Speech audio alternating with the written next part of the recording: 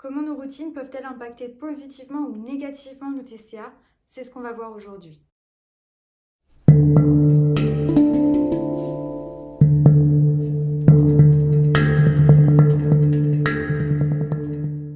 Bonjour et bienvenue sur ma chaîne. Moi c'est Cindy et je partage des conseils holistiques pour guérir des TCA et reprendre confiance en soi. Alors bonjour à toutes et à tous, j'espère que vous allez de mieux en mieux. Alors aujourd'hui on est déjà à la troisième étape de la série Guérir des TCA. J'espère que jusque-là ça vous plaît et surtout si vous n'avez pas vu les précédentes vidéos, je vous invite à aller les voir parce que du coup je vous explique étape par étape dans l'ordre tout ce que j'ai mis en place pour guérir. Et du coup je vous rappelle que je ne suis ni thérapeute ni psychologue, je n'ai aucun diplôme dans le domaine des TCA. Je me base avant tout sur mon expérience et de mes conversations avec des personnes qui ont souffert ou qui souffrent encore de troubles alimentaires. Alors pour ma part, avoir changé ma routine, ça a été vraiment une clé dans ma guérison parce que comme beaucoup de personnes qui ont des TCA, j'avais de mauvais rituels, on va dire, qui impactaient négativement mes TCA. Et du coup, petit à petit, j'ai changé toute ma routine. Et c'est ce qu'on va voir aujourd'hui. On va voir du coup quelles sont les choses à éviter de faire et les choses au contraire qu'on devrait faire et qui impactent positivement, qui permettent d'apaiser nos TCA. Mais du coup, avant de voir tout ça, n'hésitez pas à vous abonner si ce n'est pas déjà fait. Alors déjà, qu'est-ce qu'une routine concrètement? En fait, c'est une manière de penser ou une manière d'agir qui est devenue mécanique, que l'on fait sans se rendre compte en fait. Et la routine, et se créer des petits rituels de routine, ça peut être vraiment très positif. Selon une étude de 2013, alors vous aurez le nom de l'étude dans la description. Mais voilà, selon cette étude, adopter des gestes répétitifs chaque jour, ça libère de la dopamine.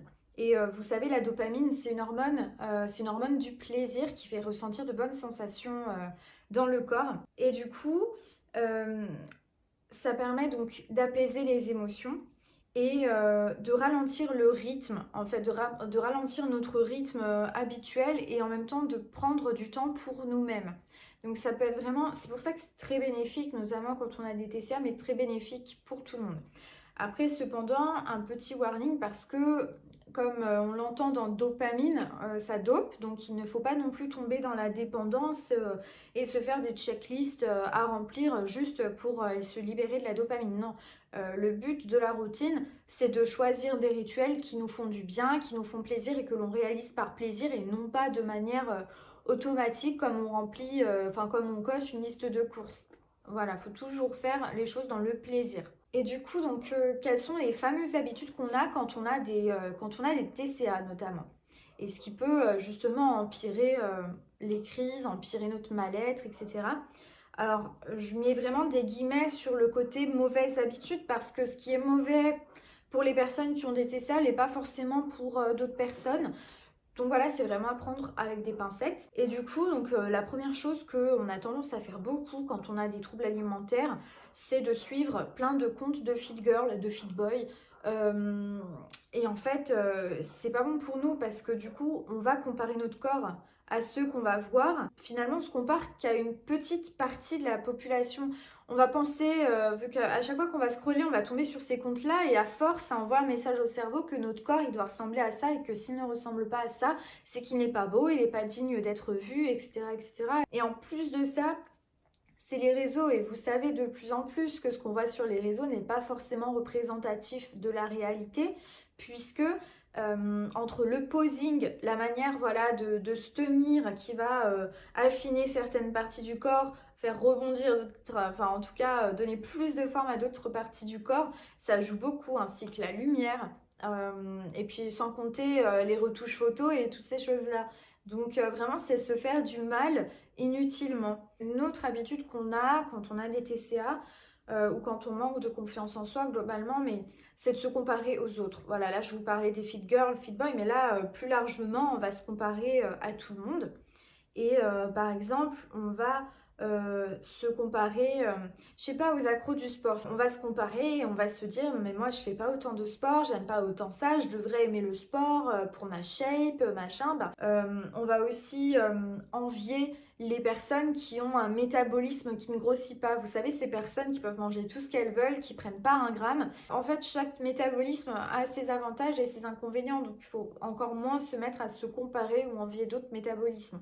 Après, on va aussi parfois se comparer à nous-mêmes quand on a fait des régimes, quand on a été plus mince, etc. Et là, c'est pareil, c'est pas bon, on n'a pas à se comparer nous-mêmes, surtout que la plupart du temps, quand on a maigri sans faisant un régime restrictif, qu'il n'est pas possible de tenir dans la durée. Donc, il n'y a vraiment aucun intérêt à envier le corps qu'on a eu dans les sacrifices, dans l'effort et dans le mal-être en fait. Et voilà, il y a un autre aussi, regarder les autres avec jalousie.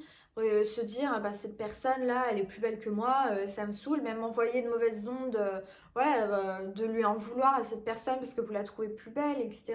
Et la jalousie c'est vraiment mauvais parce qu'en fait toutes les beautés sont dans la nature, tout le monde est beau, tous les corps sont beaux, comme j'ai dit récemment dans un post Instagram, mais il y a toujours un angle sous lequel on va être très beau et mis en valeur. Tous les corps sont beaux, il suffit de trouver le bel angle. Et vraiment, il faut réussir à se réconcilier avec notre corps. C'est que mon corps, en fait, c'est grâce à lui que je suis sur Terre, que je peux vivre toutes ces expériences. Voilà, c'est grâce à notre corps qu'on est là, qu'on peut vivre. Donc en fait, notre corps, il faut l'aimer juste pour ça, en fait, et en prendre soin.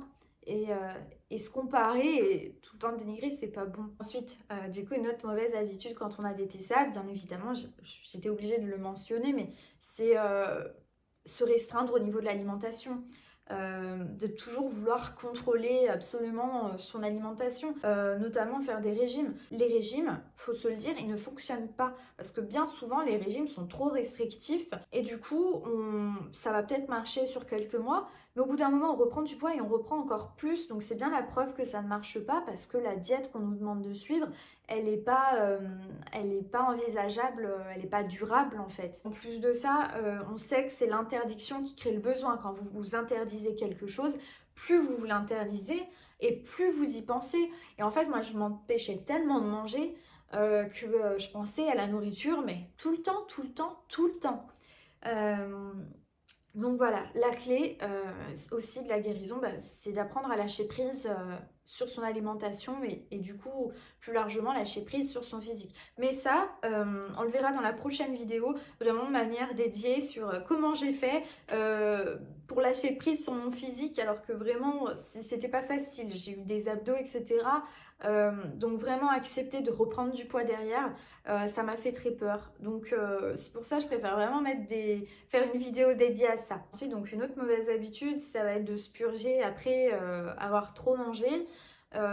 Ça va être par exemple se faire vomir, se fatiguer au sport, ou ça va être prendre des laxatifs, ou se priver de repas, faire plein de sauts de repas.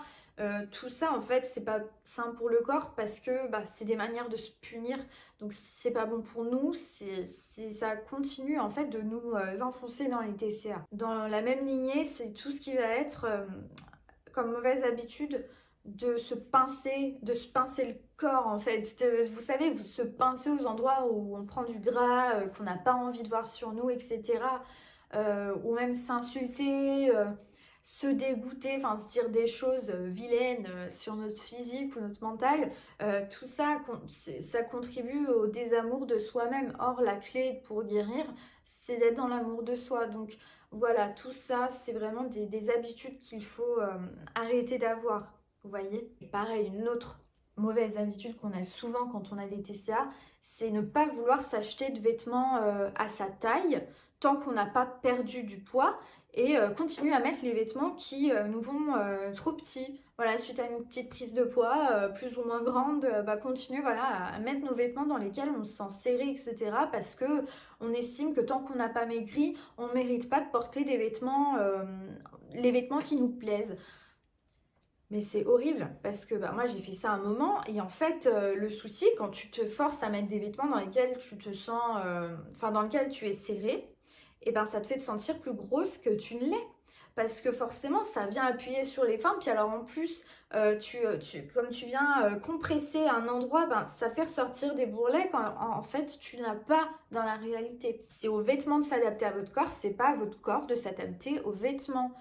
Vous avez le droit de porter ce qui vous plaît. Et surtout, tous les corps peuvent être très beaux habillés dans des vêtements à leur taille qui vont avec leur morphologie, avec leur forme, qui épousent leur forme. Tous les corps peuvent être beaux et tous les corps sont dignes de porter des beaux vêtements confortables et beaux. Donc vraiment faire ça, mais moi ça m'a libérée quand j'ai racheté toute ma garde-robe. Mais ça m'a libérée de mettre enfin des vêtements à ma taille, donc vraiment faites-le. Et enfin, la mauvaise habitude, ou plutôt le mauvais système de pensée qu'on a, ça résume un petit peu tout ce que j'ai dit avant, mais c'est de penser qu'avoir notre physique parfait, c'est la clé du bonheur. Parce que non, ce n'est pas ça. Il faut absolument pas tomber dans ce schéma-là, dans ce cercle-là, parce que le problème, c'est que c'est jamais assez. Moi, pour avoir eu mon body goal, et encore, à la base, quand j'avais commencé à faire un régime, je voulais juste avoir un ventre plat, perdre un petit peu de poids. Je voulais pas je voulais pas un corps de fit girl à la base. Mais qu'est-ce qui s'est passé quand j'ai perdu le poids que je voulais, que j'ai eu mon ventre plat? Ben, j'ai voulu plus, parce que du coup, les abdos étaient beaucoup plus accessibles à ce moment-là. Et du coup, c'est là que je suis tombée dans ce cercle de vouloir faire à fond du sport, etc., avoir des abdos, à vouloir me perfectionner. Puis j'ai eu mes abdos, et là, c'était encore pas assez. Parce que mes cuisses, je les trouvais trop grosses, pas assez sèches, pas assez dessinées. Donc en fait, ça ne suffit jamais. J'ai eu mon corps parfait et plus que ça, que ce que je voulais de base. Et je n'étais encore pas heureuse, c'était encore pas parfait pour moi. Donc voilà, vraiment, attention. Si vous pensez que c'est votre corps parfait qui vous rendra heureuse, c'est clairement, clairement, clairement pas ça. Alors du coup, quelles sont maintenant les bonnes habitudes qu'on peut adopter pour aider à apaiser un petit peu les TCA et apaiser notre rapport avec notre corps? Alors là, je vais vraiment me baser sur des solutions rituelles externes. Je ne vais pas du tout parler d'alimentation parce que là encore, ça va être une vidéo dédiée.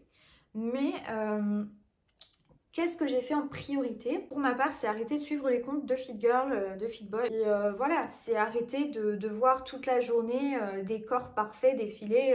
Je me suis mise à suivre des comptes body positive. Alors là, parmi ceux que je suis, que j'adore, d'ailleurs, n'hésitez pas à aller les suivre aussi. Je vais vous les mettre en description. Mais voilà, il y a Bonjour mon corps, il y a Jess Broadfit et il y a Dana Emercer. Dana Emercer, c'est pareil, c'est un compte, c'est une pépite. Et aussi un compte qui parle de boulimie. C'est le compte de Florescence, qui a d'ailleurs aussi une chaîne YouTube et qui est super, donc vraiment n'hésitez pas aussi à aller la voir. Ensuite, comme je l'ai dit juste avant, c'est que j'ai racheté des tenues à ma taille et ça m'a changé la vie. Alors au niveau des rituels à faire vraiment chaque jour, je me suis mise de nouvelles activités, de nouveaux rituels en place. Ça a commencé avec le journaling. Donc je me suis acheté un carnet, alors un joli carnet qui me donnait envie d'écrire dedans. Et dedans, tous les jours, je notais toutes mes émotions. Et en fait, c'était très libérateur parce que au lieu de manger mes émotions, voilà, ça me permettait de les écrire. Et je faisais un deuxième exercice aussi avec ce journal, c'est que tous les jours, j'écrivais 3 choses pour lesquelles j'ai ressenti de la gratitude tout au long de la journée. Et, euh, et du coup, ça c'est pareil, c'est que le fait de cultiver sa gratitude, ça permet de cultiver l'abondance, de se sentir rempli.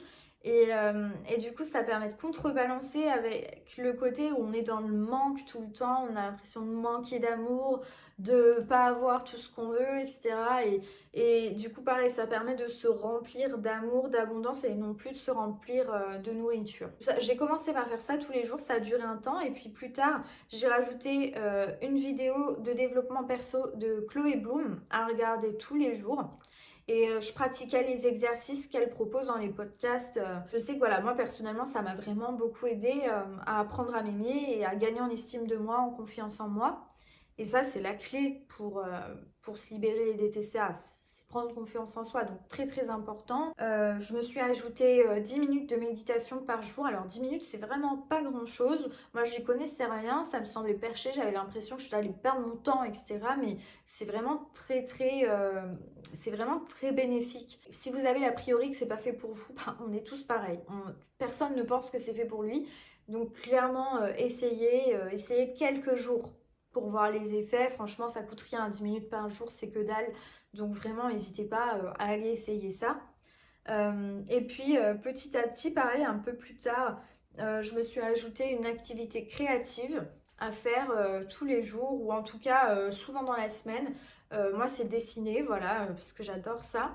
Et faire de la peinture à l'aquarelle. Voilà, je m'y suis mise un petit peu, mais surtout dessiner, crayon de papier, ça fait cultiver sa créativité. Et ensuite, je me suis ajouté une activité physique histoire de bouger mon corps et surtout apprendre à renouer avec mon corps.